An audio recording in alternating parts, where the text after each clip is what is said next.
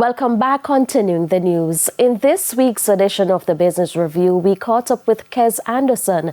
She shared her journey behind her unique handcrafted bags. Here's Deidre Thomas.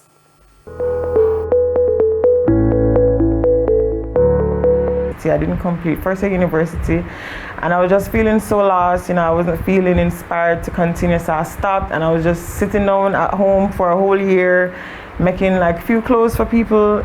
After that, Kehs Anderson, CEO of Kehs Kenitra, went full throttle and clasped her hands around a new endeavor. But one day I was just like, I'm gonna make bags, and then I started playing around with designs, textures, different shapes, and then that's how I started my first line. 2 months into starting the business venture, the young designer showcased her work at an expo, and her striking designs were such a hit that she sold her first 30 collections. She looped us in on the process.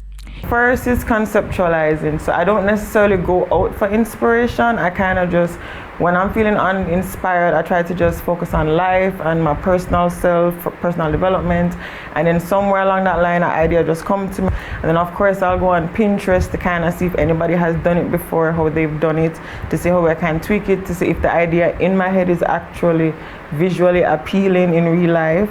Using vegan leather as the main raw material for her collection, she has a bag for every occasion. So we have our statement pieces, we have our everyday pieces, we have our lounge pieces, and then we have our big bags. Although her creative juices continue to flow, the burden of being CEO and lead seamstress resulted in drawbacks. Access to information. So I am a self-taught designer in terms of making bags, and when I was going out, I'm a graduate at UT University, and it was hard. There was no information about making bags, there was no information about making different types of bags, and definitely no information about how to make vegan leather bags. This is why Miss Anderson is looking to recruit more hands to churn out her designs. In high season, which would be anywhere from October to January, we're pushing out per day, sometimes 300 depending on the style, sometimes 150 on the complexity, but like for more complex bags we'd say about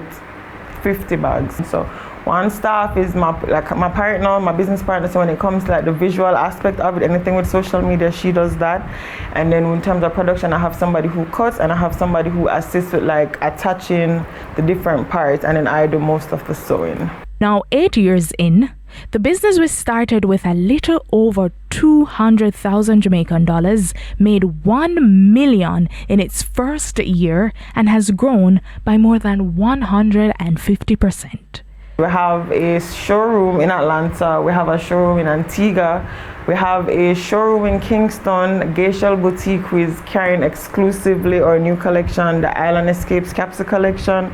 So we're looking at 2 boutiques that are attached to hotels in Turks and Caicos in dialogue, and just hoping that we can get some stuff in there before summer. And come this summer, she is looking to add a new high-end knapsack marketed towards females. For the Business Review, I'm Deidre Thomas.